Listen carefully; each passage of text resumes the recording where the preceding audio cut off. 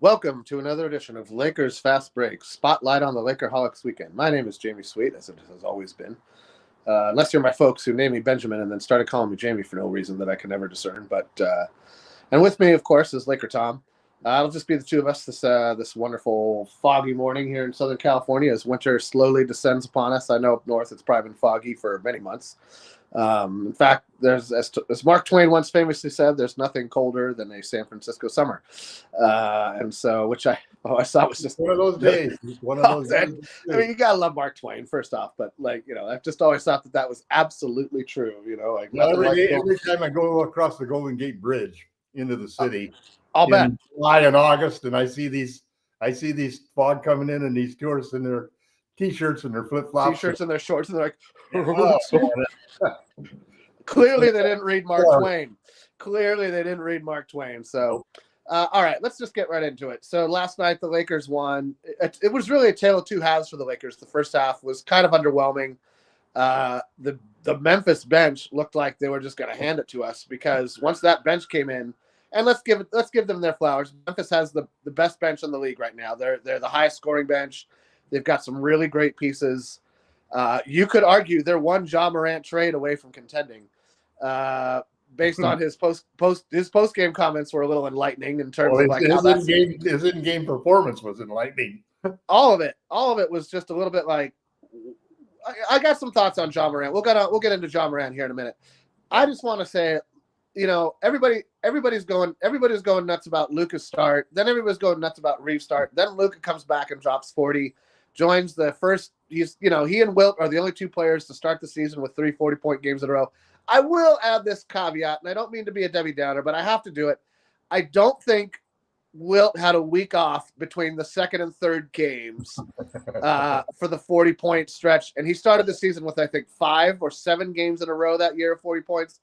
So they're different eras. They're different eras, different games. It doesn't mean everything about it was different. Wilt. All of this 5-game shit is just. Wilt. I would also say that Wilt didn't shoot a single 3-pointer to get to his 40 points, and probably played exemplary defense and probably had over 20 rebounds. If my guesses were to be semi whatever. Well, he did that in 61 and 62.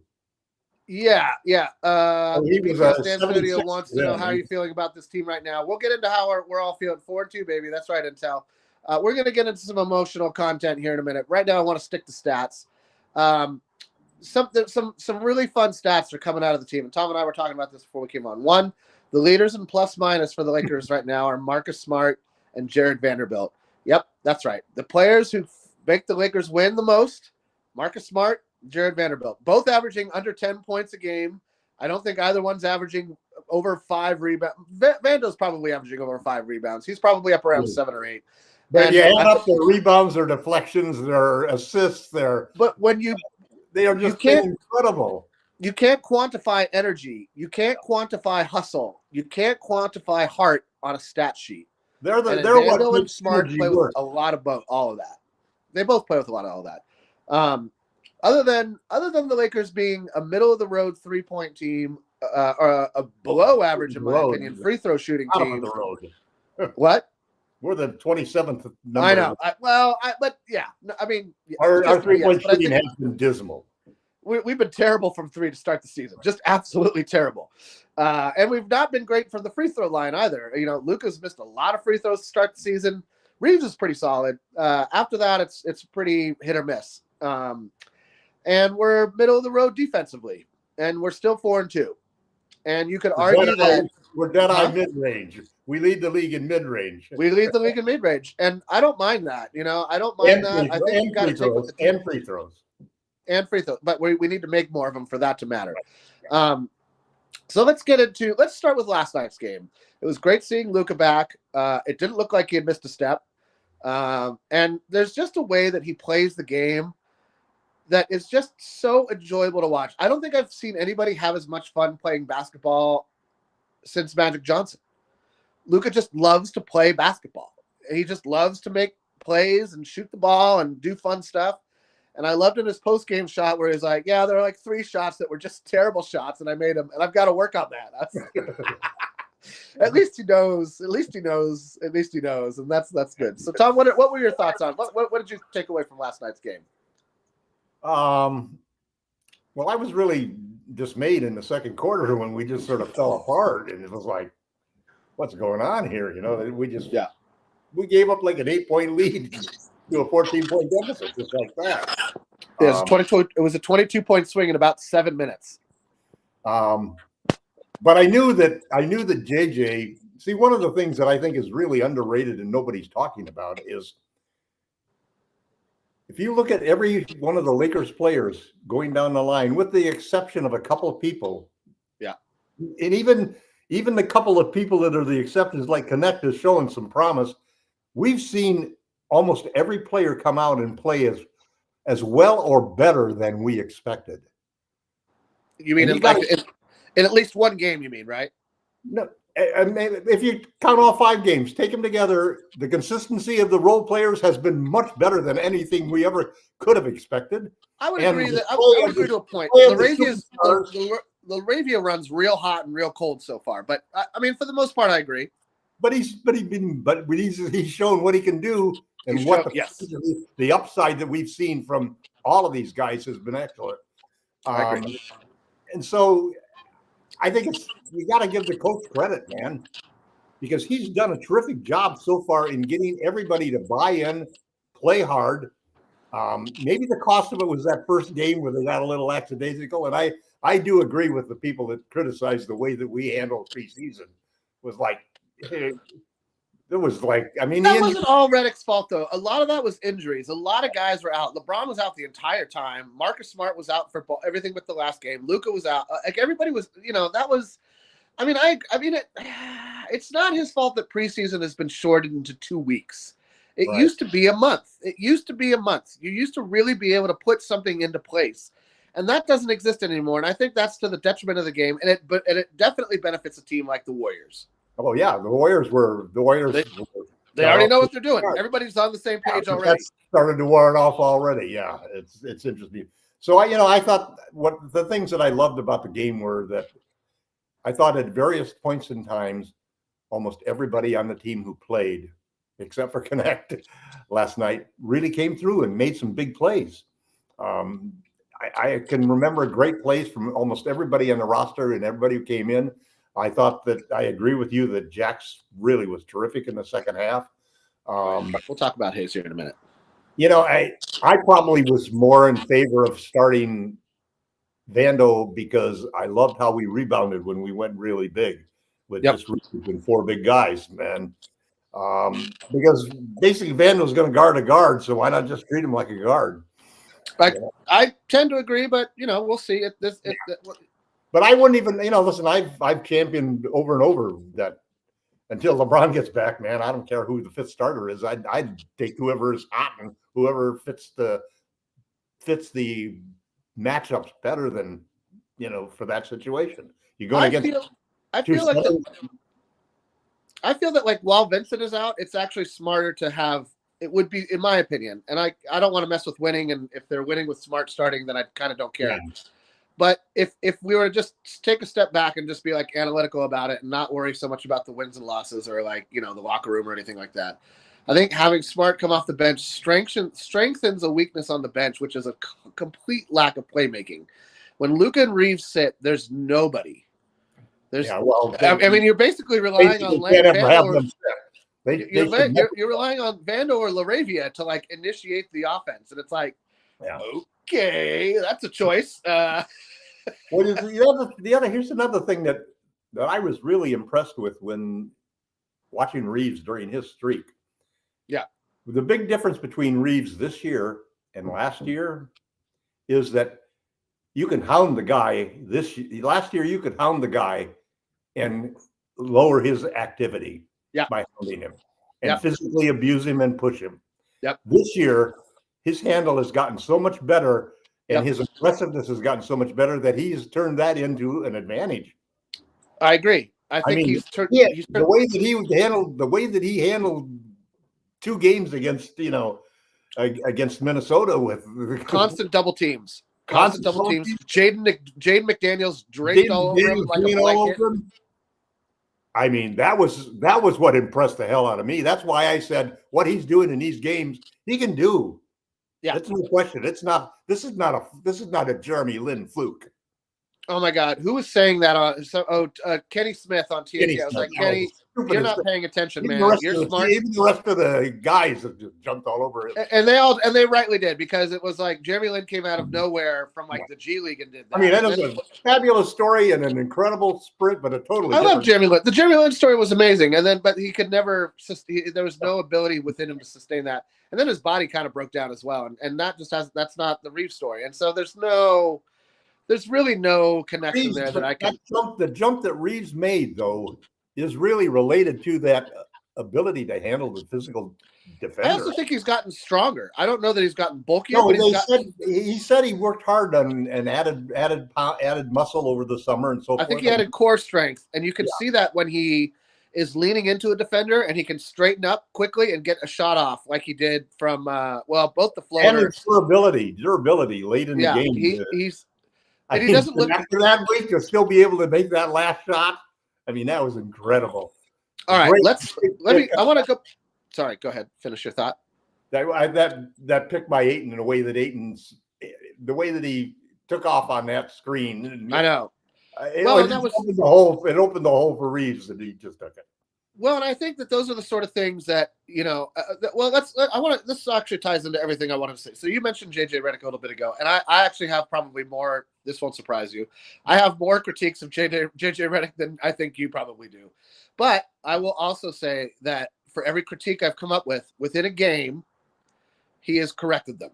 The first was when Portland trapped us full court, and not once during the game did we send the screener back into the backcourt to help free up the ball, to get the ball across the midline in a reasonable amount of time and get into the offense in a reasonable amount of time. And that game, we were hounded all game long, and there was no in-game adjustment. And I did not appreciate that. I did not think that was good coaching at all. I thought that was probably his worst coach game of the season so far, the Portland game. The next game, that had been resolved. Suddenly there was Hachimura, there was Ayton, there was Vando, there was somebody in the backcourt to just set a dragging screen, help free up the ball handler, get him across the timeline without having to battle for 48 other feet, or so. And that's all you had to do. I'm not talking about some sort of meteoric leap in strategery. It's just, hey, look, they're trapping us full court. Let's send a guy back and help get the ball across midcourt in time. That's the kind of thing I would like to see JJ Redick adjust to a lot faster. Having said that, he adjusted within a game, and so I'm going to give him credit for that. So that's my caveat, is I do think that he gets a little stubborn in his in-game adjustments, and then he's like, no, this is going to work. No, this is going to work. And then he goes back and watches film, and he goes, all right, I was wrong. It didn't work. And I thought he did a lot less of that last year. That's a big thing to be able to do that, because so many coaches just refuse to do that. I mean, I'm always in favor of a coach who has a strong philosophy, who believes that this is how you win. You win with defense, you win with attacking the rim, or you win with three-point shooting. I don't care what it is, but just have a plan and then build a team around that and choose plays and strategize to do that type of game.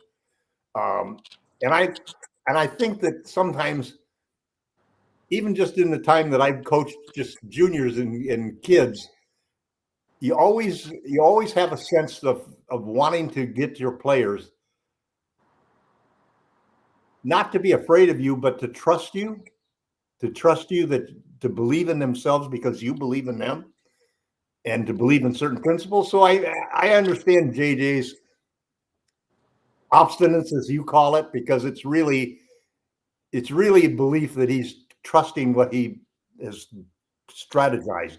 And if he can get the players to accept that and understand that, like the first, I thought. I don't know that having a man back to help the ball get across. Here's the example I want to give you. Let me give you this example. The first game, Gabe got picked on all game. Yeah. JJ said, we didn't lose that game because of that. We lost that game because we missed 11 free throws. We turned the ball over 20 times, sure, et cetera. I'm not going to change the lineup. Instead, you guys go out there and you do the right things, and you play the game the way you're supposed to play it. And they did. No, I appreciate that. I appreciate that. That's his most positive trait, actually. But I'm talking about the kind of in-game adjustments you're going to have to make in the playoffs, the type of in-game adjustments that you should just be able to make. I'm not talking about altering your philosophy. Having a man back to free up the ball handler to get across the timeline isn't an adjustment of your philosophy. That's just an NBA reality that when somebody starts trapping you full court, like everybody should be able to make that adjustment. That's not a special thing. Regardless, I'm trying to give him props to some degree, and while being healthily critical, like I shall always be. And look, he's done a pretty good job. I think his on-court demeanor has been much improved. He's not snippy. He's not like barking at everybody. He's not flipping out at the refs. Like he's playing the game. He's got to be the calm in the storm at all times. And I don't think that comes naturally to him. And I think that he is working on it, and I appreciate that. So I'm going to stop there with the comments for JJ Redick because I can see your point of view. I tend to favor the other side that coaches should believe. They should have strong beliefs in what they want their players to do. And I think the belief is to win, and that if it helps to win, that you free up your ball handler to get across the timeline in a timely manner. Sometimes you sacrifice early in the game or early in the season in order to. Whatever. I mean, the point is that he corrected it within a game, and that's nice. It's because if it had happened again in Minnesota, if we had watched Jaden McDaniels hound Reaves full court just by himself for that entire game, what are you doing? What are you even watching on film? Why watch film if you're not going to change anything? Like if you're not going to adapt a little. Well, but looking back, it wasn't really. It was our problem was that in that game we only had Reaves as the only ball handler. We didn't have any other ball handler at all. Yeah, so but that's even more imperative that you don't wear him out for everything you say. I'm like, yes, like you're right, but that doesn't. We lost the ball. Those turnovers, most of them happened with the other guys who were trying to bring the ball up. That's not the point. The point is that Reaves had ran out of gas battling. I forget who they put every defender on him that they could that was over his height to bang him, bump him, hold him, grab him, push him, slow it. That's the adjustment. There's not another one. There's one adjustment you make to that. Send a guy back to help him get across the timeline in a timely fashion to set up your offense. That's the only adjustment there is. That's not a philosophy. They had two guys in the backcourt. They didn't have a big in the backcourt. Yeah. They weren't trailing anyway. The big cleanup and so forth. Let's move on from this. Ayton, YYC is asking for an update on Ayton. I mean, he was available to play all game long. They said so. He had some kind of upper mid back spasm. If you were watching the game on TV, they cut over to him late in the third or early in the fourth, I think, and he had the muscle gun. Somebody was blasting his back with the muscle gun, trying to get him loose. And I think that had Hayes not been playing as well as he was, and I thought Jackson came in and played absolutely phenomenal, and this is going to be a great lead into that. I think Ayton would have played.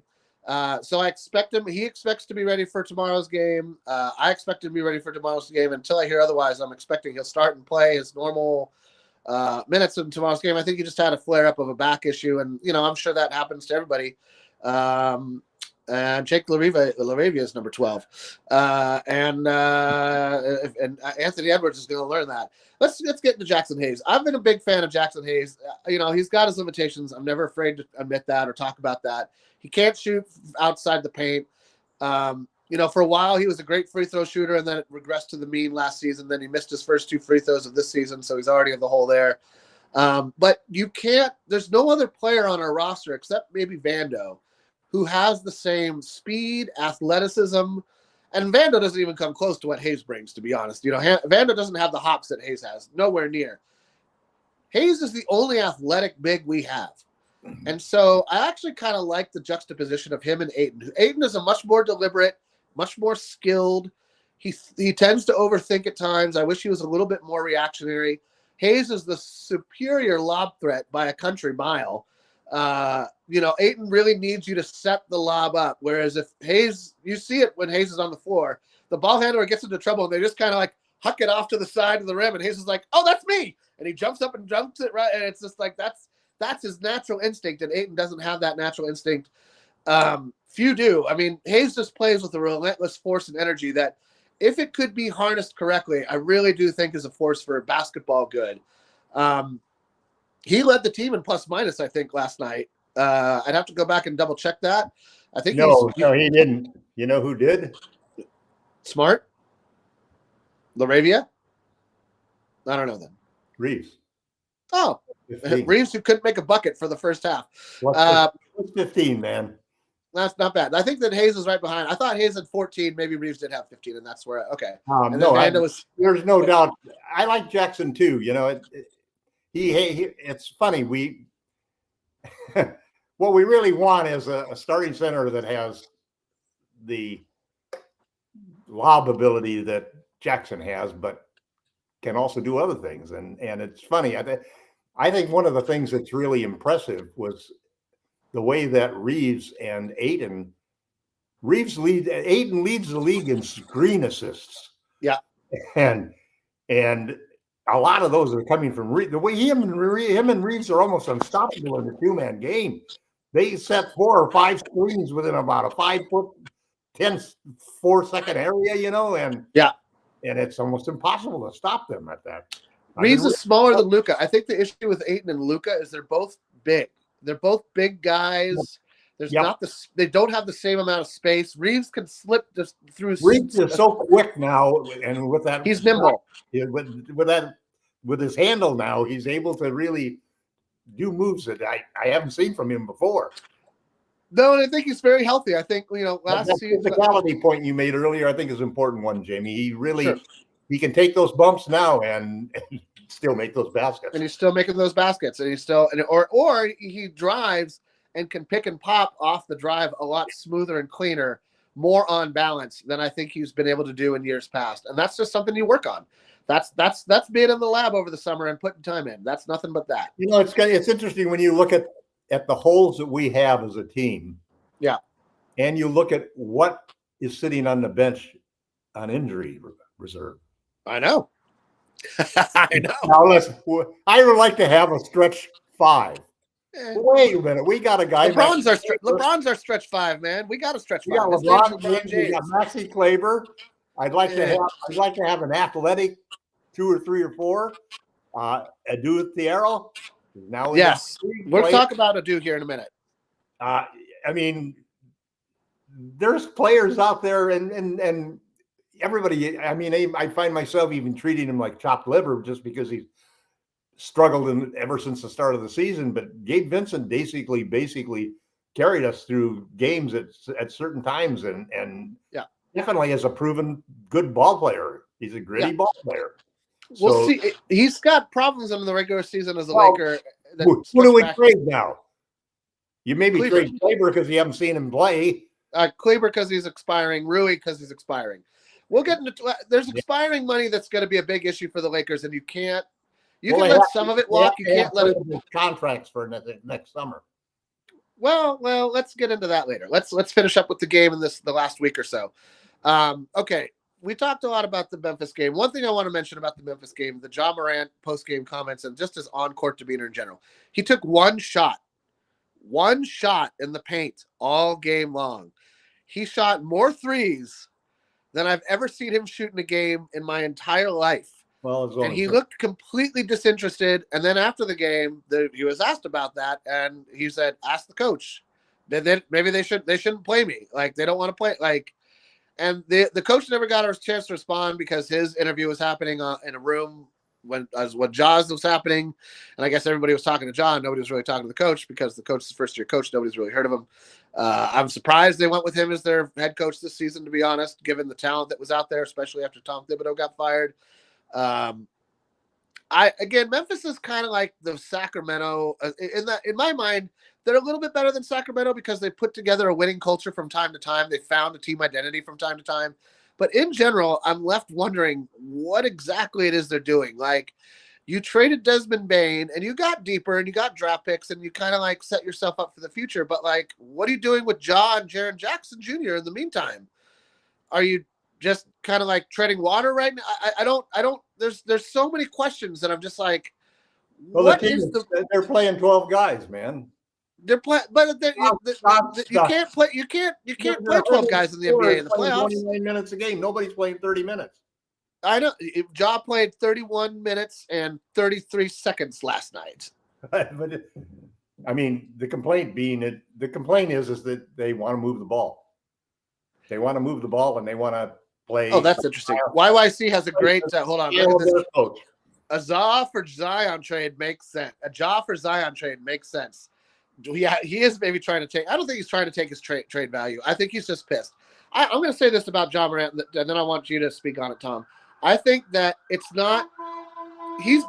Sorry. There's a fire truck behind me. Give me a second here. It's the benefits of living on a busy street in Los Angeles. You know, I'm privy to all the sounds of nature, all the the world of nature around me, the jungle as they call it.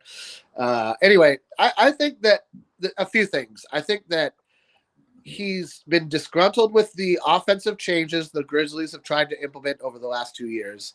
I think the weight of his off-court issues has sapped his joy of the game. I think that he's at his best when he's playing like a bad boy, and he's been legislated out of being a bad boy in his mind. He has to be a good guy. He has to be this good kid doing all the good things, and that's just not how he built.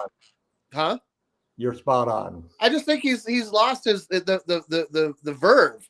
He doesn't have the fire in his game anymore, and I think it's been sapped from him. And a trade is probably Ryan for him would be a perfect trade. Not that any team would really benefit from the other one. They're both hurt a lot. But I love the chaos that would occur. I love the chaos. You are the biggest proponent of trades I have ever seen in my life. Despite the fact, do you know that most NBA trades don't result in an improved record or chance of winning? In fact, most of them take the team backward. Are you aware of this statistic? No, I'm not aware of that statistic. Well, you should look it up because I'm not wrong. But that's a very difficult thing to judge, because it's not. You just look at what the win-loss records after you made the. It's not. No, this is the same as your argument against not putting. Send me the documentation on that. Then send me. I will find it and I will send it to you, and then you'll probably ignore it. I know you'll probably think I'm going to call you on it next week. Okay. You'll just ignore it and be like, well, it's the wrong trade for the wrong team. And I'll be like, all right, whatever. The Pau Gasol trade is an outlier. The Pau Gasol trade is one of the few trades where, and I think the Luka Doncic trade will be an outlier. The Kobe Bryant trade was pretty good. Huh? The Kobe Bryant trade was pretty good. He never played for Charlotte, though. It's not about the trades. It's just about in-season trades. He was a Charlotte Hornet for a few minutes, man. And thank God for that.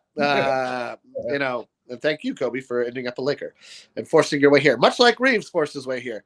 I don't get why you want Reaves could very well be the first Lakers homegrown, home-developed superstar since Kobe. Yes, I agree with that. I think that Austin should sue the guy from the Celtics who's got the White Mamba nickname. Oh, whatever. No. Country. His name's Hillbilly Kobe or Country Kobe or whatever. I like Hillbilly Kobe just fine. I think we should just call him 18 because he loves to play golf. Real quick, there's a question. YYC. I don't get why he wanted the last coach fired. Jenkins instituted a non-pick and roll offense at the beginning of last season, and Ja Morant hated it. And that was why Jenkins got fired because I think they fired him like 3 or 4 games before the end of the season. And replaced it with a coach who believes it was like 2 weeks. Totally even offense where everybody has an even shot at getting a good shot. Yeah, and and guys like Edie and Morant were struggling in it, and Triple J was thriving in it. Desmond Bain was thriving in it. And so it was kind of like it wasn't working for everybody. And, Ja Morant, not really known for his patience, didn't give it much time, I don't think. And, yeah, I agree. Taylor Jenkins is a much better coach than – I don't even know this guy's name. I'm not going to lie. Ishabo he's Salah. Whatever.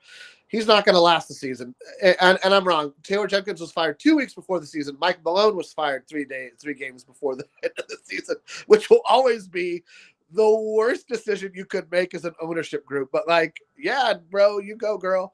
It's working. It works now. It didn't work last season, right. And it only works now because they got Jokic. The Kawhi trade to the Raptors is great, even though it was a year. Yeah, I agree with that. The Kawhi trade ended up being good for the Raptors for one whole season, but it's been bad for them ever since. They're going to win a championship. And they didn't keep him. So how great was it really? They got their one championship, so good for them. Anyway, I will come up with some actual numbers on that and not just my feelings and remembrances. And I do think this was from like 4 or 5 years ago when I read this. So it may have changed and I could be wrong, and I'm happy to admit that if I am. I'm not so big on my opinions that they're infallible. All right, let's move on to the Minnesota Timberwolves game. People are kind of giving JJ Redick a hard time for that. I don't think you can. I think that even though they were without Ant-Man, we were without Luka and LeBron, you know, it's hard to win away from your home court. Although the Lakers are much worse on their home court this season so far than they are away. 3-0 away, 1-2, 1-1 at home, right? No, 1-2 at home. Our 2 losses have been at home. We've won 1 game at home, I think.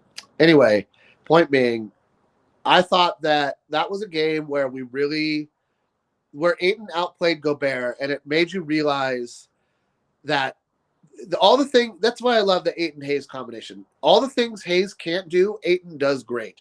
All the things Ayton can't do, and it's only like 3 of them, those are the things Jax does great. And so in my mind, they are a pretty solid tandem. I understand wanting a stretch 5. I think LeBron ends up being our stretch 5. I think that Ayton we also need a rim protector. And he can also be a rim protector, and he's a great facilitator off the elbow in the we had the better center. If we had a rim protector, if we had somebody like Miles Turner, that solves both problems. Yeah, but we don't have the cap space that's just not gonna happen. You're gonna lose too much of the team to get a guy like Turner. And Turner's a buck now, and it's just not happening. So, and he's old, and he's over the hill, and he's not going to do great as a buck. He's actually been playing extremely well. I know he's great. I like Miles Turner a lot. I've long agreed with you that he would be a great Laker, but Indiana didn't want to trade him, and he didn't want to sign here because we didn't have money. So there it is. Next summer we'll have money.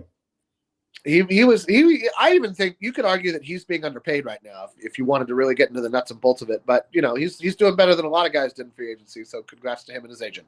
Well, yeah, he wasn't really appreciated as much as he should have been, I think, from Indiana's standpoint. I don't know about that. I think they stood by him through good times and bad. There were so many years where people were like, "This team sucks. They should trade Turner and hit the rebuild button." And I give them a lot of credit. I give a team like Indiana a lot of credit because they show something that many NBA teams don't, and that's patience. And it got them to the NBA Finals, and you could argue that they were one freak injury away from possibly getting their first championship. You know what? Who knows what happens if Tyrese doesn't go down in the opening minutes of Game 7? You just don't know. You don't know. And so unfortunately they lost, and their patience was not rewarded, and then they had to blow it up because of cap reasons. There's an interesting article in the NBA. They kind of dropped the ball on Turner. They didn't think he was really going to sign with somebody else. Yeah, I mean, I think that they also were looking at this year as being a lost year. Right. And I kind of give the Celtics a little bit of credit, and that I think they constructively blew up their team without blowing up their team. They kept Brown, they kept Tatum. They kept all their good young guys who are up and comers. Yeah, they probably would have liked to have kept Al Horford.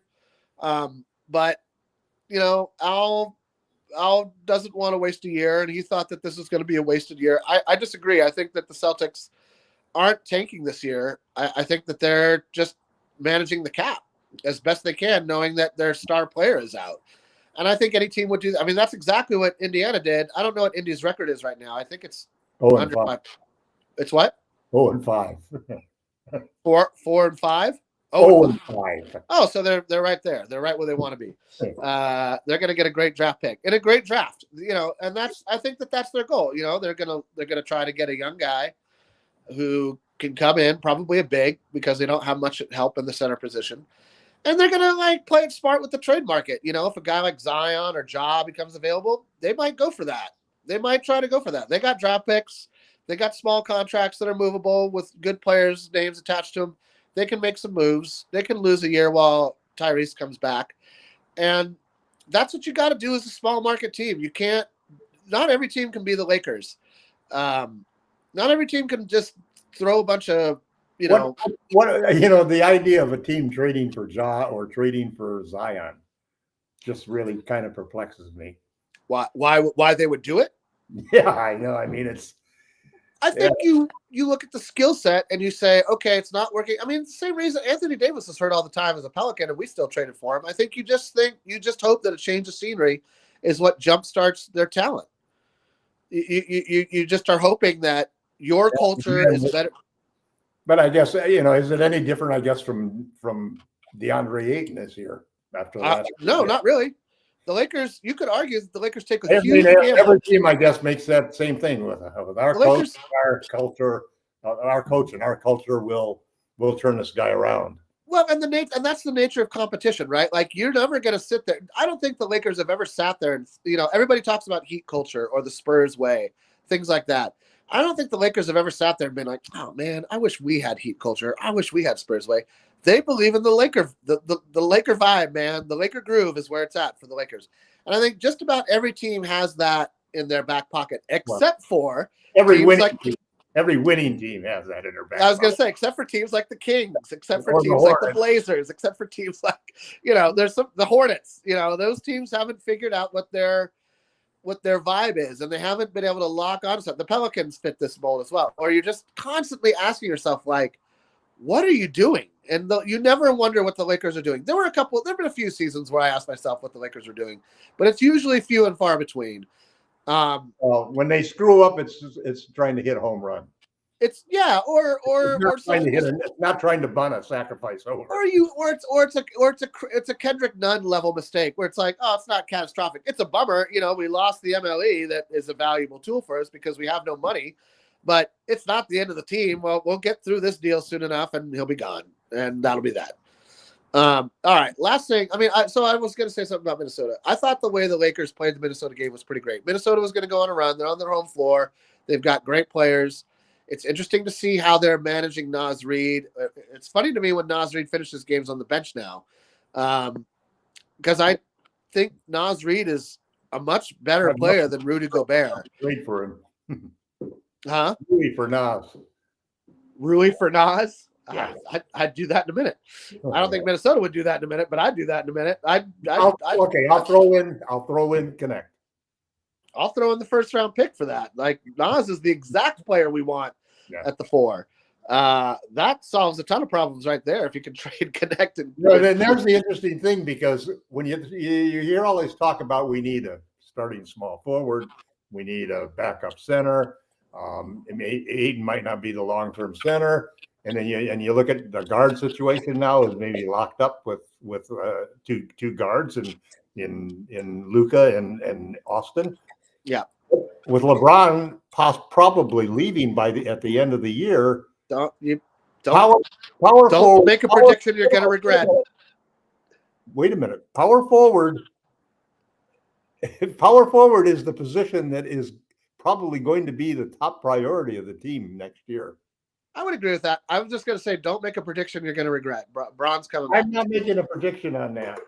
Okay, good. Don't, because I've only changed on one major thing this year, which is that I'm not willing to trade Austin Reaves at this point. That's nice to hear. I'm glad you've made some sense. I would be willing to trade Austin Reaves once. If it was a super, you traded for Jokic, no problem.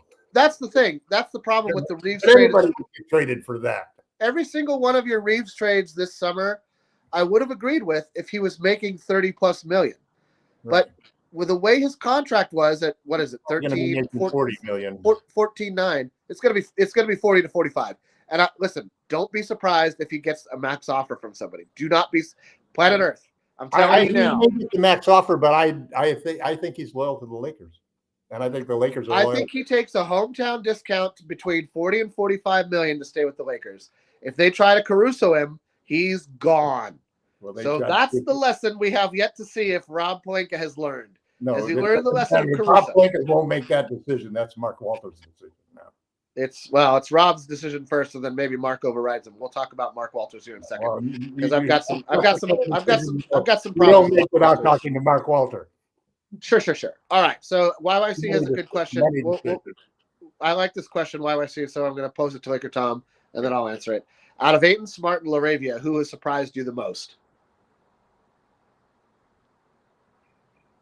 I expected Aiden to play his best because of the situation he's in, and I think he realized. I think the difference is he realizes that this might be his last chance. I mean, last chance of big money. Let's be real. He'll stay in the league for another 5 or 6 So years. Laravia, who are the other two? It was Ayton, Smart, and Laravia. Which of the new additions has surprised you the most? Smart is Laravia because I had not really seen him play before. I'm going to say Ayton because I could do, and I knew he wasn't washed up. The question is, could he not get injured? Well, we can't. We're 5 games in, 6 games in, so it's a little early for that. And he's already missed 2 games. He's definitely not washed up. He's definitely not washed up. No, his talent is legit. His IQ is legit. He's never been like a super athletic guy. He's been a strong guy, and I don't think you lose strength, with injuries. I think that.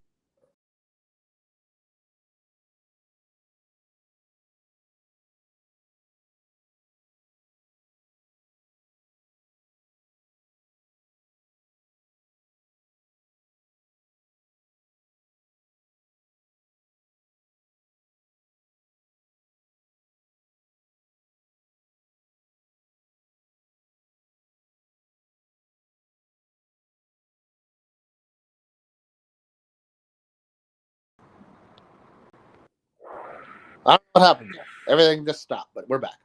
All right. Couldn't tell you what happened. My life depended on it. And we're still going. So everybody just got booted off the chat. Sorry, chat. I don't know what happened. I couldn't tell you my life depended on it. Anyway, there we go. Now it's all back. Okay. Sorry, everybody. I don't know what happened. We all left you for a second, and now we're back. I tend to agree. I would say that my biggest question mark was Ayton, but that I'm most surprised at how well Laravia has fit in as a glue guy off the bench, and kind of helped give the second unit a pretty solid foundation to build on. Leads the team in deflections. Yeah, I've leaders in deflections. All 3 of those guys, to be honest, have played really well. And I was glad to hear that Ayton was available to finish the game. Because when he didn't come out of the locker room, I was like, he didn't have a rebound in the first half. He did not look like himself that whole game. He did not play like the DeAndre Ayton we'd seen for the first 5 games at all. And so I was a little bit concerned that something bad had happened. There's a problem with his an ankle or a knee or some major issue. Seems like back spasms I can deal with. Back spasms are regular. That's everybody has a back spasm now and again, and you just you suffer through it and then you move on. You try to stay limber. Laravia, I thought at first, to begin the season, I was like, well, this guy looks like a development guy. Put him in the same tier as Connect. He's quickly turned that around, and his willingness to just kind of do whatever. Same way with Vando. You never once hear Vando. Vando plays 13 minutes. No, he doesn't complain. Vando plays a half hour. He doesn't complain. Vando doesn't play at all. He doesn't complain. And Laravia is kind of cut from that same cloth, where he's like, yeah, Dan, whatever the coach asks me to do. I'm here to play. I'm here to ball, and let's do it. I'm going to fill the role. We didn't have those guys last year. We didn't. Well, we had Vando, but he was a shadow of himself. And we didn't have any of the. We didn't have the center position was our weakest, followed by guard because Vincent, off and on as he is. So having Smart is good. I would like to get Vincent back. I would have Smart come off the bench until Vincent comes back. When he does come back, I expect Smart to go to the bench and then to start Vincent again for whatever reason. Until LeBron. I don't think they'll start Smart again. Well, until LeBron comes back. I don't think they'll start. I don't think they'll start Gabe again. I think that's we'll see. We'll see. I think one way or another, all of them go to the bench when LeBron comes back. So, because I don't see Rui getting dislodged from the starting lineup because he's just too good of a shooter. You need that shooting in the starting lineup. His net rating is negative now. Yeah, but his shooting career, he's shooting over 50% on threes. You can't. He made 2 critical threes in last night's game. And he was clutch down the stretch. I mean, I think he got 4 shots last night total, and that's not Rui's fault. That's nobody passing him the ball. He was open. Sometimes it's Rui's fault. Go back if you do me a favor and just go back and watch that first half and watch how many times Luka or Reaves takes the ball out of the defense when not passing to Rui open on the wing. And it's more than you'd be surprised. It's a lot of missed shots that we gave up there, and some of the shots went in for us, and so you go, all right, whatever, and then some didn't, and you think, well, maybe you should have passed it to Rui in the corner because he's shooting over 50% from three. It's an unusual skill to play with. I've been fortunate in my life, and all of the basketball I've ever played, I was never the best player, and so it's really something to learn how to play with really great players. Sure.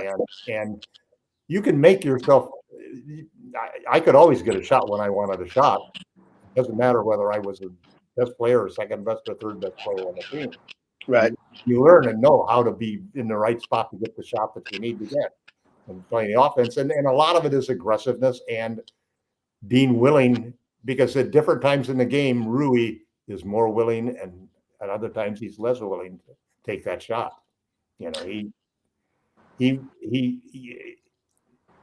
It's sometimes it's the guy who, for example, what Reaves does that a lot of players don't do, and I think that Laravia does too, which is when they finish a pick and they go on to what they're supposed to do next after they do that pick, they continue to do things, and they're constantly in motion and movement. They're not allowing themselves to get stagnant and stale. And if you do that, when it comes down to the last shot and you pass the ball to LeBron and he passes the ball back to you, that's really an unusual thing to happen. Right. And no, it's true. But in the game, you can make yourself be the guy who's available to do that, even if you're not the star. Right. And the Lakers, what is really looks good to me about the Lakers and the difference in their role players this year versus the last couple of years is these guys are making themselves available. You have guys coming up and having a 27-point game or a 13-point game, and out of nowhere, where we really needed that. And when guys step up like that and next man up works, boy, it is a sweet thing. It gives you that kind of synergy in it that you need on a team to really do it. And we haven't had that kind of players in the past. And those three guys with that last question about Smart, Laravia, and Ayton, those are three guys that have been definite upgrades for this team. I tend to agree, and I think that the only question I think that begs the question of what is the chance that Ayton and Smart play their way off the team into bigger contracts? Because what you're going to see is they both have player options for next season.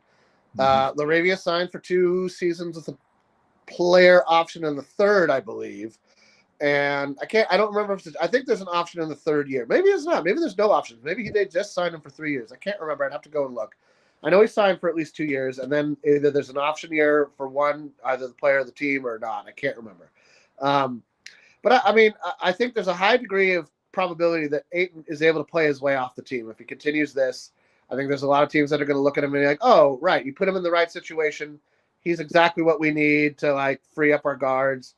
He's a pick and pop master. He's decent at rim protection. He's solid at rebounding. He's a double machine, and we need that. And every team needs that. Smart, I think, probably due to his age, a little bit harder to see him playing his way out of that $8 million contract. I don't see him getting too much more than that on the open market. He wants to be with a winning team too, and he wants to be with a team that's competing. So the Lakers check that box, and he's not going to go somewhere for $20 million. It'll be interesting to see what DeAndre does, because you can see the Lakers wanting to upgrade over DeAndre if the opportunity is there. And just because he opts out doesn't mean we can't resign him. Rim protection and floor spacing are really important things for the center to provide. But I can also see DeAndre saying, man, I've never enjoyed playing like this and winning before, and it makes a difference. It does, and I'll also say, even if he opts out, it doesn't mean we can't resign him. It just means we're resigning him for more. I think there's a good chance that, if we won a championship, I think we would definitely resign both guys before they hit. I don't know that I think Marcus Smart plays this deal out. I think he plays this year and next season for the $8 million. I just don't see him getting much more. What it's like to play in Memphis and where else was that other? He knows. They both know what it's like to be in a situation where you're not competing for something worthwhile. All of a sudden, I think that's going to make a big difference in both. I hope it does. But also money is. If it doesn't, then good riddance. I don't know about good riddance, but good luck to you. How about that? I don't. Well, Good riddance. But boy, I you are I don't vindictive. want the Lakers, man. You are vindictive. Good riddance. Get your hiney out of my face. I don't want to see you. All right. You think LeBron's going to want to? What do you think LeBron thinks of all of this? Is he more? Well, so that becomes the biggest question mark, right? Is So, he like, more okay, encouraged, or let me lock you down the way I see things, and then you tell me what you think about all this. Let's say the Lakers end up about where they ended up last year, third, fourth in the West, right? We're the third, fourth seed in the West. We make a deep playoff run. Let's just say we don't win the title, just for argument's sake. We don't win the title, but we get, Western Conference Finals, NBA Finals, something like that. A deep run, deeper than last season. LeBron looks at this team as is and says, all right, Maxi Kleber retires. There's 15 mil. Rui Hachimura re-ups for about 20 mil. Reaves signs a 40 million deal. Ayton resigns for a 20 million deal. Luka's making his money. Smart opts out. Either goes Smart doesn't opt out. You've got Laravia at 15, I think, 13, 15, something like that. And, Bronny, Dalton. Dalton is 8. Huh? 8. Ayton's 13, I think. 8. 8 mil. Oh, he's definitely opting out next season then, no matter what. He can get more than 8 mil. He'll resign. He can resign for him. Yeah, we can keep him for 15 to 20, I think, though. Sure. If you give him Miles Turner money, he stays. And I think he deserves Miles Turner money. Miles Turner money is like what, 20, 25? 20. That's fine. 20 you can handle. Because Kleber walks. Kleber's 15. Dalton walks. That's 5. There you go. Kleber's 11. Dalton's 4. That's 15 to 2. I thought Kleber was 15. That's my bad then. Thank you for correcting me. Anyway, you can find 20 million on the roster. Many times I know how much he makes. I know. That's why I'm not doubting you with your numbers. I'm like, you've traded him 5 million times. I'm sure you know what he's worth. My point being is that with the expiring contracts and with the ability for LeBron to say, I will take X, same way he did 2 seasons ago, where he was like, okay, I see what we're working with here. If you can add Klay Thompson, I'll take a pay cut. I could also see him saying like, oh, I'll take a bit of a pay cut, not a lot, a bit of a pay cut to keep this team together. We don't need Kleber at 11. We don't need Connect. Sorry, Dalton. It's just not going to work out. And, there's another player or two that you let walk. And you just, you hold on to your vet minimum guys. You fill out the roster with some vet minimum guys. I think that there's a possibility for that. And that really bodes well, I think, for the next 2 seasons. I don't see LeBron playing much past next season. Maybe another season after that at most. But I think if I'm going to be honest, I think Savannah's got a bigger and bigger voice in his ear every summer where she's like, are you ever going to be at home? Well, I'll tell you what I think. I think you're probably right, except there's one factor that you haven't addressed, which is the Lakers' desire to move on. And I think that the Lakers, if they win a championship, would be willing to have LeBron come back for a farewell tour year, his last year, retirement year, to retire a Laker. But he's going to have to take a big pay cut to do that in order to. I don't know about a big pay cut. I'm talking like 10, 15 mil. I'm thinking maybe 10, 20 million. 10, yeah. 20, I don't think he comes back. I think it depends on who's available in the free agency market. Not a lot next season. It's not a great free agency class. Listen, there's not a lot if you're looking for superstars. But if you're looking for good young players, you got a lot of guys out there that could end up being free agents that their teams aren't going to be able to even match us. I mean that's true. That's true. There's some potential out there. I just think that Tari Eason is a power forward for the future that I think the Lakers could easily. The Rockets cannot match salary. We can no, but I mean I don't know that guy's going to make much more than 15 million on the open market anyway. So 20 million from LeBron would be fine. YYC, he's not playing for 20. He's not going to play for 20 million. He's just going to retire. $60 million, he's got to play for $40 million. Here's the thing. Rob Pelinka, and I know that you like to say, well, that's all posturing. I take people what they say until they prove me wrong. At every turn, Rob Pelinka has been consistent in two things. One, that he believes in Austin Reaves. Two, that LeBron is the one who decides his fate as a Laker. Not the front office, not management. LeBron. Front office did not offer LeBron an extension. He didn't ask for one. They didn't offer him one. He didn't ask for one. That was every turn. You didn't listen to what I just said. At every turn, Rob Pelinka has made it clear. It wasn't LeBron not asking. Who did Jeannie refer? Who did Jeannie refer the Golden State Warriors to when they wanted to trade him? Who did Jeannie refer the Golden State Warriors? She didn't say, call Rob and see what you can get for him. Call Rich Paul and see if LeBron is even interested. That's the. You're not paying attention because these. I'm not making this up. This is what's happened. At every moment, the Lakers have had a chance to say, we are in control of LeBron's career. They have ceded that control directly to LeBron James at every possible moment, consistently.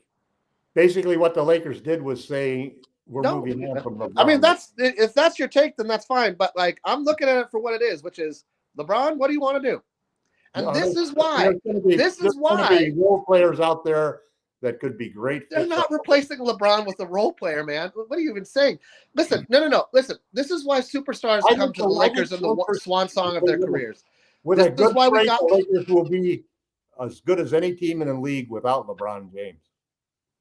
Well, LeBron James is what's going to throw them over and make them champions this year. Because he is the jack of all trades that can fit any shortage that the team has almost. I mean, look.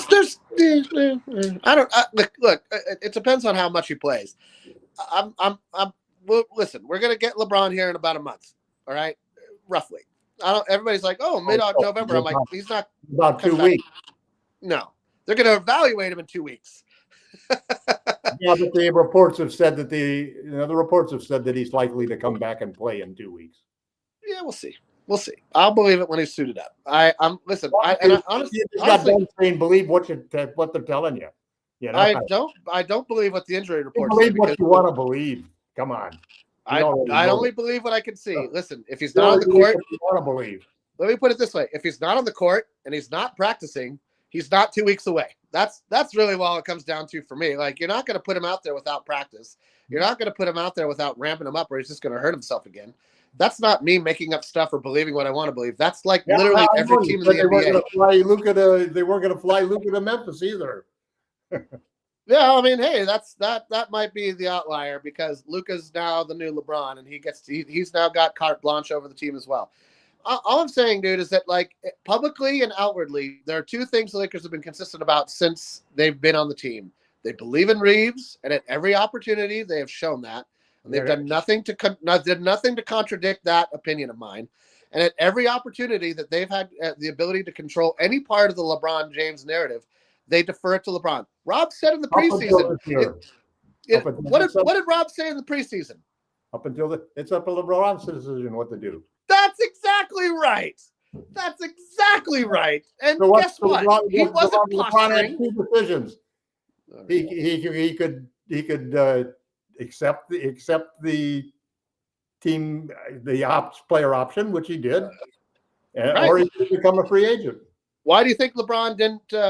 Why didn't LeBron ask for an extension? Because he knew the Lakers weren't going to give him an extension. I don't think that's true. I think they would have if he had asked. I think we'll find out that that's exactly what was true. I think you are out on a limb. Anyway, that's fine. No, that's not an insult to LeBron. The Lakers. No, I'm not taking it. I don't think it is either. He can do to honor and make sure that LeBron retires as a Laker and that he becomes one of the greatest Lakers, and they want him to retire as a Laker. That's right. Now you're making sense.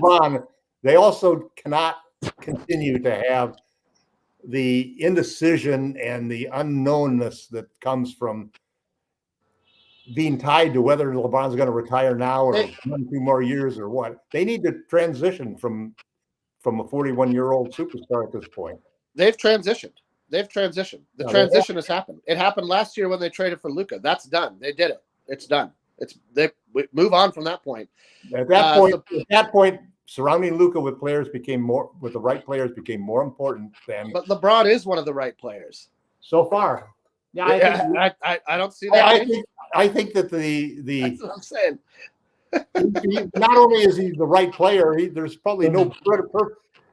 We had serendipity by having LeBron get injured like this. It's really turning out to be a silver lining that is going to help the Lakers win a championship.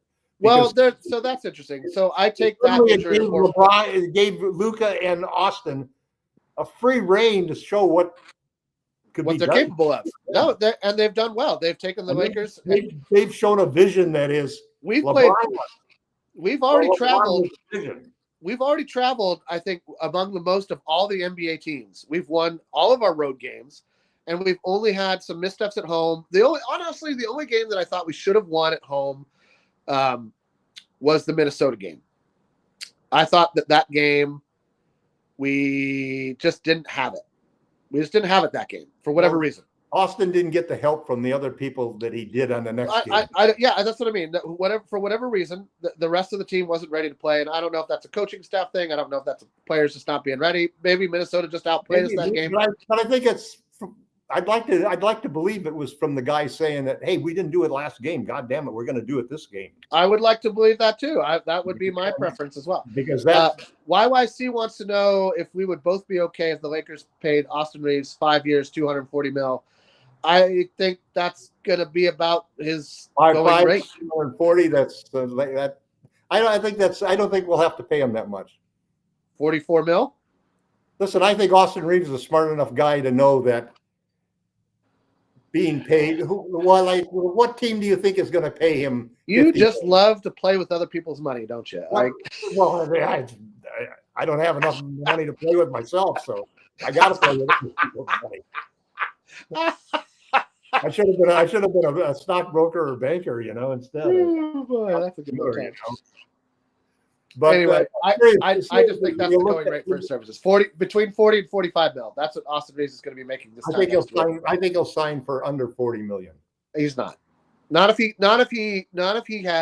every game that he controls the ball, he goes for 30 plus and we win. I think he'll sign for like 5 years, 190 million. No way. That is a dream. That is such a dream. Rob is begging for that to be true.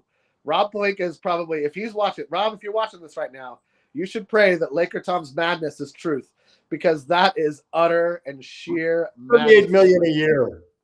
Oh God! All right, we're moving on from this. Maybe the Jazz will pay him that. No, the Jazz aren't. Wait and see. $38 million a year. I could see the Jazz dropping a max offer for Reaves. I could see the Jazz dropping a max offer. For timeline at all. You want to win, or do you want to worry about a timeline? They're not ready to try to win now. Yeah, they are. They got Marketing. If you got Marketing and Reaves, that's a devastating pick and roll duo. They're going to trade Marketing and then they're not trading Marketing. They're not trading Marketing. Listen, you've been trading Marketing for. The only player you've been trading longer for Marketing is Walker Kessler and Miles Turner. No, Miles Turner is champion. I've done more Miles Turner's trade than anybody else. Anybody on planet Earth, and I think you've lapped them. Anyway, and incredibly, none of them have ever come to fruition. I have a hard time finding other entries without my name when I search Miles Turner trades. Real quick, I just want to get into two more little things, and then I gotta move on with my day. I know you have to talk trades. I don't really care. I'm not a big fan of trades. I like to build chemistry. I like to build the team from within. I understand that trades happen in the NBA, and I'm not opposed to trades. I just don't see them as a be-all, end-all fix for problems. I think most of those can come from adjustments and just improvements every summer and working on and building a team, not building a bunch of names. Having said that, there are so many expiring contracts on the Lakers this season. It almost seems absurd not to trade one or two of them. Well, they have to, or they won't be able to make an offer for anybody. They won't have any tradable contracts. I mean, no, that's not 100% true. There's sign and trades you could do, but yes, sign and trades are. I'm just saying it's not out of the realm of possibility. I understand the reason why there are fewer sign and trades today under the new CBA than there was under the last one. I think that might change next summer, because it'll be year 3 of adjusting to the apron, and you're going to be looking at contracts that you sign now expiring before the CBA. The CBA expires before a lot of the deals. Some of the deals you can make this year, not all of them, but some. Any 5-year deal you make this summer, that carries past the CBA, and a lot could change when they renegotiate the CBA. The players don't seem too happy with the CBA. I think they didn't anticipate ownership really treating that second apron like a hard cap. And I don't know why you would think that, but that clearly is what it was intended to be, because the punishments are so draconic. But yeah, okay, you didn't see it coming. That's on you guys. But it was essentially a false hard. 2/3 of the league treats the first apron as the hard cap. 100%. That's why I was surprised when I started hearing that from players. I was like, what have you guys been reading the last? Maybe you just don't read about the basketball world, and you read comic books or golf news or whatever. I don't know. That was the one part of that came out of all that where they're like, oh, we didn't think they'd treat the second apron like a hard cap. Yeah, the problem is if the team's stuck behind a separate apron, you almost don't have you can't get out of it. All things being equal, you have to treat it like a hard cap, because you really can't build a team after 2 years of being over the second apron. You're done. Yeah, you can't do anything. So I don't know what they were thinking. Although, I thought the Bucks were impossible for them to compete after wiping off $25 million a year for how so many years for this wipe off for Dame Lillard, and now they look like they could be the best team in the East. They might win it all this year if Giannis can stay healthy. Yeah, he's looking great. So being that, my top 2 trade candidates as of this moment right now are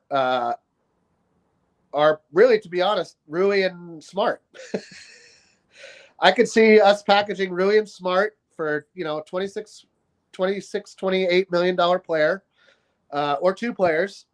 And our first round pick, and getting something pretty decent back. If you swap Smart for Kleber, it's only $26 million. It's 26, 28 with depending on who you're trading with. You can go over. There's a fluctuate. Well, we're over the first apron, so we're actually limited there. So I think you're right. It's closer to 26. But point being, and you could toss. We need a trade that opens up $3 or $4 million at least. You mean to fill that last roster? Yeah, because we can't even make it 1-for-1 trade. That's not really close. No, I agree, and that's why I think we will. Well, not at least until January. Then whatever the vet minimum is, it fits into our cap. Here's what the big conundrum is for the Lakers and the problem they have with so much expiring contracts. Because they're not going to trade Luka, they're not going to trade Austin. You got a bunch of guys that they're not going to trade. I don't even think we should trade. What happens is they need contracts that don't expire this year. No YYC, no. And they don't have any, because they're going to go into there with 3 draft picks, and they won't be able to trade them because they won't have matching salaries to trade for a guy making even $30 million. That's why trade, but sure. Some of these salaries into a guy who is on contract next year, so that he's available this summer when we have those draft picks. I mean, I agree that is the de facto way that the NBA does business. I do think that because of the cap issues, that teams will look at signing and trading a little bit differently as this CBA goes on. I think that it's actually, especially if you look at how you have to wait until the season ends to free up a draft pick 5 to 7 years down the line. If you're under the first apron, I think you could trade the first pick the 6 years out. The problem is then when you do the sign and trade is going to be for more money. Not necessarily. It depends on what you're sending. If it's Rui, it's going to be for more money. If it's Rui, it's going to be for more money, yes. If it's Marcus, it's going to be for more money. Once you get under 10 mil, I think you're okay. Or once you get under 15 mil, really, I think you're okay. Here's the thing. We can't keep to a team except the team that he wants and where he gets more money. We can't keep everybody on the roster after the season. We won't have the space to do it. Rui is, I don't want to lose his shooting, but he is our most tradable player by far. Not because nobody else wants Austin Reaves. The Lakers aren't, like you said, Lakers aren't trading Reaves. They're not trading Luka. I agree with you, but for a different reason. Because his position is the position that needs to be upgraded. Because it's really LeBron's position. Well, I think you could slot Laravia in there just fine, and you get basically the same player. Laravia's played most. I checked his stats. He's played 2/3 of the time at small forward, only about 1/3 of the time at power forward. He's better. I think Rui's more of a small forward, anyways. I mean, I know he plays Rui can't defend those quick. The guys are too quick. They blow by Rui. He does better as power forward, where he can battle with size and guys. I'm not going to disagree with that. I just think that his overall natural position is small forward. I'm not saying that makes sense defensively. I'm just saying that he's been forced to play it because he's on LeBron James' team. That's right. That's what's going to happen. But that's what I'm saying. When you're forced to move him to the 3, see, we need a 4 who's not a 3-4 but a 4-5. Yeah, I think that's true. I think you're right. And Rui actually kind of fits that bill, although again against most 5s, he's going to get outplayed. It depends on the 5. I think he could actually hold his own against maybe. Well, he did a great job in that one stretch against Jokic and I don't count that. I haven't seen that again from him the last year and a half. No, and that was really just because it took Jokic it took him 2 whole games to adjust. And then he adjusted, and then it didn't work anymore. And it was a nice gimmick, and it worked for a little while. No, I just think that Rui has the strength and the core and the footwork to bang with bigger guys. And the only thing is that he's not tall enough. But the thing is that Gabe is going to be the top player to move. But I think his shooting is what sets him apart from most other expiring contracts. Because you could look at that shooting and be like, that slots in great with our roster. He can play the 3 or the 4. And that works. He played well in these 5 games. And he's played great. I think he's done everything that's been asked of him. Yeah, but he's still negative, and his plus minus is still negative. Yeah, but that's as much who you're sharing the floor with, and that's not necessarily all Rui's fault. And that goes the same for Smart and Vando, right? Like it's not just well. I'm just saying that's when you're dead last on the team, though. That is the peril of purely relying on plus minus, is that you're kind of ignoring that at the time that guy was getting that number. But because he's 4 other guys, probably means that he's not in the top half of the team. There's 4 other guys on the roster who may be contributing to your downfall there. I'm not saying that I use it as a metric myself. I'm not ignoring it, but it's not the be all end all stat. No, and it's only 5 games, of course. It's only 5 games. What I look at is his excellence at catch and shoot threes. And in the modern NBA, being an excellent catch and 3-point shooter is what 80% of the teams that are competing are looking for. There's also a big argument to be made, and I think probably will factor into the decision as to who ends up becoming the trading chips for the Lakers when we get closer to the deadline. Is going to be shooting, because shooting is basically one of our biggest weaknesses so far this year. Now, not having LeBron and not having Luka out there, that's probably 2 of our best 3-point shooters and 2 of our biggest volume 3-point shooters. Yeah, Reaves too, but yeah, sure. Yeah, but so we need more shooting without a doubt. So it's funny. YYC says the same thing. Lakers need a solid bench scorer that can give us 15 points per game, and we don't really have that consistently. It's a by committee kind of job right now. We could use a Malik Monk. Sure. I would love to get Malik Monk back on the Lakers. I would be so happy with that. YYC also asked, does Gabe Vincent have any value? I mean, he's like an expiring contract at 11, 12 mil, something like that.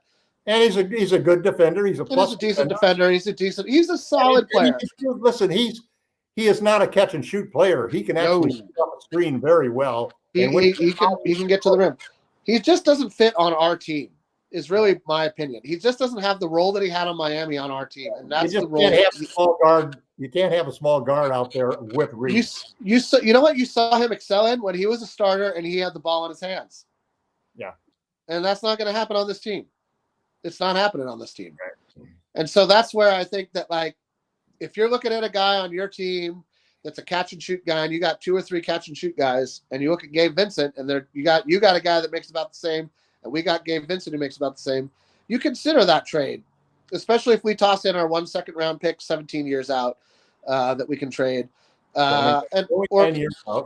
or throw in Dalton Connect, and it's a little bit more than what Gabe makes, or something along those lines. Because now you're looking at $15 million expiring salary roughly, And if it doesn't work out, you get under the cap. And if it works out, you got two pieces you can build around for the future. And Gabe's a veteran presence that a lot of teams want in the locker room. Which is why I kind of don't think the Lakers will end up trading him, because he's just like a solid dude, and you need a solid dude. And honestly, we still need guards.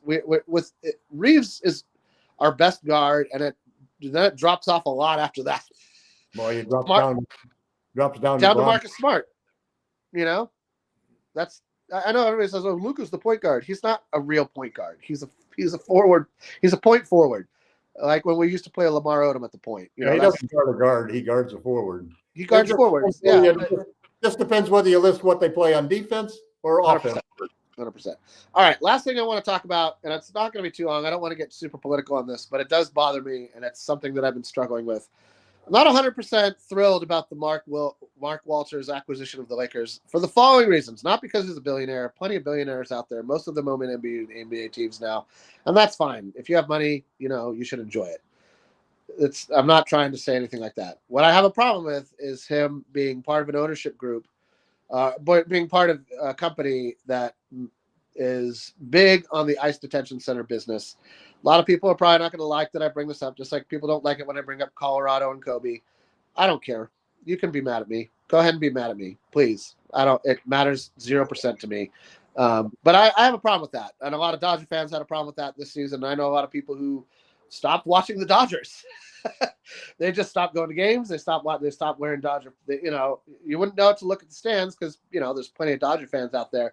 But I know a good 30, 40 people, personal friends who just gave up on the Dodgers this season, specifically because of that, and because of, what's going on in the country today and how he connects to that, however loosely. And I don't know if you are aware of this. I don't know how aware of this the Laker fandom base is, that Mark Williams is, basically profits off of ICE detention center. Sorry, I keep saying Mark Williams, and it is Mark Walters. Thank you. I don't know why I keep saying Mark Williams. I know it's Mark Walters. DeAndre Jordan about a dozen times. That's right. Anyway, I don't know if this is a problem for you, Tom. It's not enough of a problem for me to say, like, I'm not going to support the Lakers. I will certainly watch them on TV. I'm going back and forth on whether I'd pay for a game at this point, to be honest. And I consider it a problem. I think it's bad optics. I think that it'll be interesting to see if this question's posed to somebody like LeBron James at any point in the season, because LeBron James has been very socially active and aware in his time as an NBA player. And so I'm just curious to hear your thoughts on it.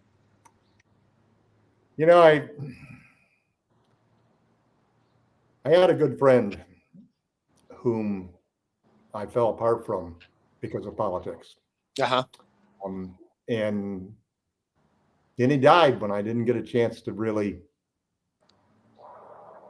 repair the friendship. And my wife has a good friend who is a Trumper and just is a wonderful friend to her and takes care of her and her dog. Which is a big part of why my wife has been able to recover. And, she hikes 8 miles a day at 78 years old. Impressive. And so we've sort of, I'm not a person that believes in cancel culture, either side of it. Because I think once a company starts to make decisions like that, you automatically cut off half of the country. And that's a dumb, stupid thing to do. Aside from the ethical sense of it, as that if we don't talk to those that we disagree with, we will never get anywhere. I go back and forth. I have the same politics as you do, Jamie. Yeah. And I've several times thought about changing where I go to eat my breakfast and what I do on other things, but I instead will do it. I try to separate out the politics out of that situation simply because I think that's what the country needs at this point in time. I have a slightly different. Go ahead, I can totally understand anybody who does the other way, but it's one more stone to get thrown. That's all it does. So let's throw fewer stones. There's that point, but then my counterpoint to that is those of us who are not billionaires, those of us who are not elected officials, those of us who are just people trying to get through your day to day. You really only have one tool. And I'll attend a protest, and I love a good protest, and that's fun and all. But that isn't actually getting anything done. other than bringing awareness. And the country is definitely at risk right now. Yeah, yes. Oh, yeah. Right And now. if you're not aware of that, then I don't know where you've been for a while. But yeah, welcome. But I happen to believe that we're going to see I agree. reversal. I think we're going to see the country stand up. Like I said, I love a good protest. I will attend any protest.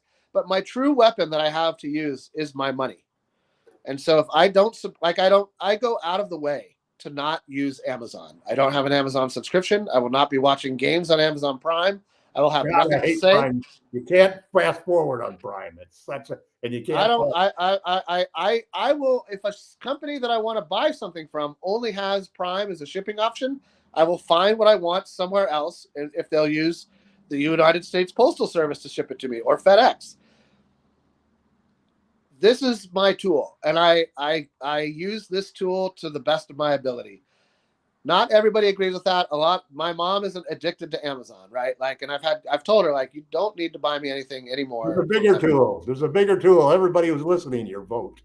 That's a tool as well, but like, you only get to use that every once in a while, and that doesn't apply to a company like Amazon. Amazon's not up for election ever. Amazon just keeps doing what they're doing, which is destroying small businesses and rooting out all the people who in your community who work at the hardware store with a robot.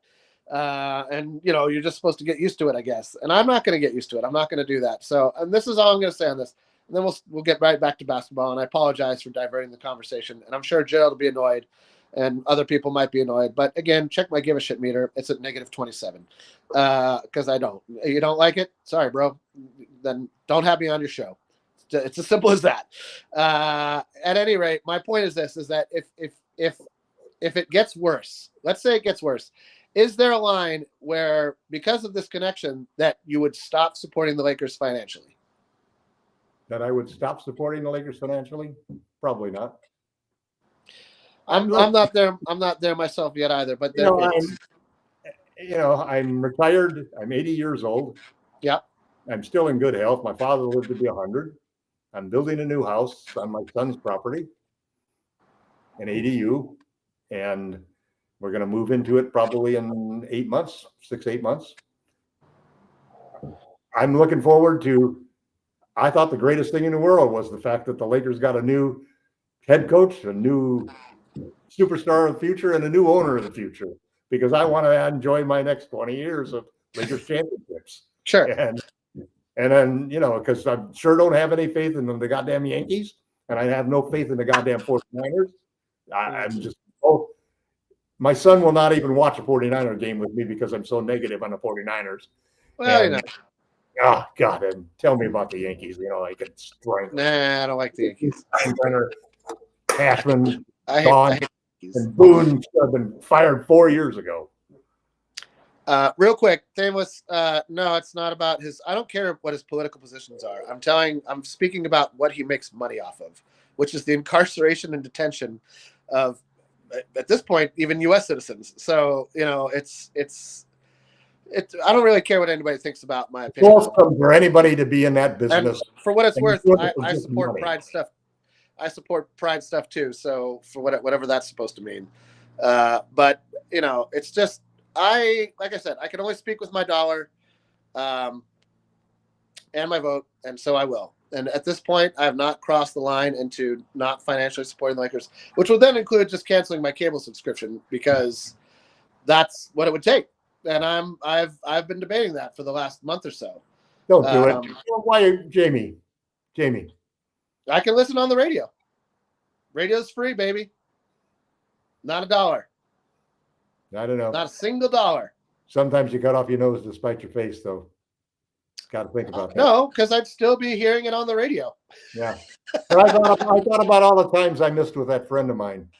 Sure. But I'm not talking about. I will not talking about. Yeah, but I don't know Mark Walters. I'm not losing a friend. He doesn't care about me. You know what I mean? Like this is what I'm getting at. Something that was an integral part of your life. But I'm not. I could. There's a million ways I could follow the team that don't require me to have a cable subscription. Yeah. And I'm not trying to say everybody join me in my pro. I'm not. This is not what I'm saying. I'm speaking for myself. You're speaking for yourself. All the people on the chat, they're going to speak for themselves. I won't be watching the games on Prime YYC. I don't I don't subscribe. know. Where do you got to draw the line? You know, I'm not going to go to see the movie because this actor was Trump or this person believed that or Oh yeah, whatever. no, I definitely already do that. Yeah, or that No, player, you know? I mean, but I'm not going to like Aaron Judge because he voted Republican, or I'm not going to be a I'm fan. not talking about. I'm not talking about how people. I'm not talking about how people vote. I don't No. care how you vote. You vote your mind, and that's fine. What I have a problem is when people vote their mind, and then when things come back and hurt them, they're like, "What? Like, did you do any research before you voted, or are you just a blathering idiot who just does whatever you think is awesome, and then are surprised when the results have a negative effect on you?" The That problem cracks is me up. you have a president that basically is telling them everything that he No, wants them to it's do. like not believing the Joker is going to gas Gotham City when he's got like balloons full of gas behind him. This is what's amazing to me in this modern time. I'm like, he literally is like a bad melodrama villain telling you what his plans are in advance, and then you're still surprised somehow. Is what's funny to me. I'm like, you're just not paying attention, or you don't care until it hurts you, and then now you're being petty. So anyway, I want to stop this discussion here. I don't want it to be. I don't want to get into a political discourse. This is a basketball show. Exactly YYC illegal streams, baby. There's a million ways to. There's all sorts of avenues that you can take, back channels, what have you. I haven't gotten there yet. And I'm hopeful that maybe with time that he understands that it's in his best business interests to dissolve his relationship with that aspect of his profit making, and that's my hope right now. I'm going to give him a chance. Talk to me next year. We'll see where I'm at. And, we'll call it there. So anyway, the Lakers play tomorrow against Miami. And I expect that to be a tight game. Yeah, Everybody situation again, the Monday game also. say that again. It's a Sunday, Monday back-to-back. I know. They love giving us back-to-backs. We got a back-to-back in preseason for crying out loud. No other team got a back-to-back preseason. I couldn't believe it either. I was like, really a damn thing I ever saw in my life. It was absurd. It was like, what are you trying to do? Like break That's the team? splitting the team and having an A team and a B team on one night. It was just dumb. It was the dumbest thing the league could have done, and it wasn't a service to the Lakers, and they'll never admit it, but that's how I see it, and it's BS. Anyway, let's see. I'm looking forward to Miami, and I'm going to take it one game at a time. I'm not going to worry about the back-to-back. I think it's absurd how our early season schedule is brutal. And so far, we've come through it pretty well. And so that's a testament to the players, a testament to the coaching staff, and it's a testament to, the ability these guys have to like get up for these games every single night. And so, and it was a great move to move Smart and Luka into that game last night, because you could have easily seen him say, "Hey, well, let's let them start. We'll start them at home, and we'll risk this game again." And you can't give away games in the West. Below one game, it'll come back and kill you. You cannot give away games in the West. Not this season. Maybe not for the next 5 seasons. Like the West is rocking, man. The rest is rocking, and we don't have the talent or the cushion to give away games. If we get 10 games up in the West somehow, sure, then you can give away a game or two. But like at this point, I don't see that happening. At this point, you got to pay. Every game's a playoff game, in my opinion. Like they're all must-win games if you want to keep pace and have a home playoff series, not multiple, a home playoff series, and that's it. That's it. That's all I got to say about that. So I think we'll call it here. Tom, any thoughts for tomorrow? I always like to beat the Heat. Sure, who doesn't? I'm so tired of the Heat culture bullshit, and the fact that that Spolestra. Okay, I just want to say, it's funny because you'd mentioned like I like a coach. He blew that whole thing to shit, basically, and then he crapped on him and left. That was a sad situation. So Jimmy Butler. Yeah, I think that the Heat are really going to struggle. I think they're going to have a tough year. It's funny. They're the only player that's struggling on the Heat right now is Bam Adebayo, and that's because the Heat went with that egalitarian offense of everybody gets touches, but the ball's going to move. We're not doing a bunch of screen and rolls all game long, and we're going to focus more on player and ball movement. And they are scoring at terrific clip. They're not defending like they're What able to. worries you greatest about the Lakers? Huh? What's your biggest worry about the Lakers? That injuries, health, availability. The talent's there. The talent's great. I like the roster. I like the talent. I worry more about injuries and health than any other thing. But aside from that, that obviously is the first most important thing. Other than that, I worry that LeBron takes a big step back this season, like in his ability to impact the game, just because of his cap space. Right. Just because of the amount of internal resources right. that are channeled into one player, he needs to average 27 and 7 basically for it to be worth it. We're basically last in assists and last in 3-point shooting right now. I will add this: our turnovers are worrying to me. The turnovers need to get down under 15, or it's not going to work for a season. It's that's untenable. The 18 plus turnovers of game is just awful. That's got to get cleaned up. I think a lot of that is assessing risk. A lot of that is working Ayton into the mix, or struggling to work Ayton into the mix, especially between him and Luka. And I think a lot of it is a lot of, no LeBron, so more ball handler, more guys not used to handling the ball or handling the ball a little bit more. When you got Luka, LeBron, and Reaves out there, we also have two guys that are handling the ball that keep it most of the time. Luka holds onto the ball pretty much, and so does Austin. Yeah. You don't have the ball moving around like the Warriors do. No, we're not built like that. We are built to be a screen and roll team, and I'm fine with that. I don't need to see us change our offensive vibe midseason just because somebody came up with a new idea. I think that for a team especially the Warriors have been a motion team for over a decade now. Over a decade. And that when they're not playing well when they don't move.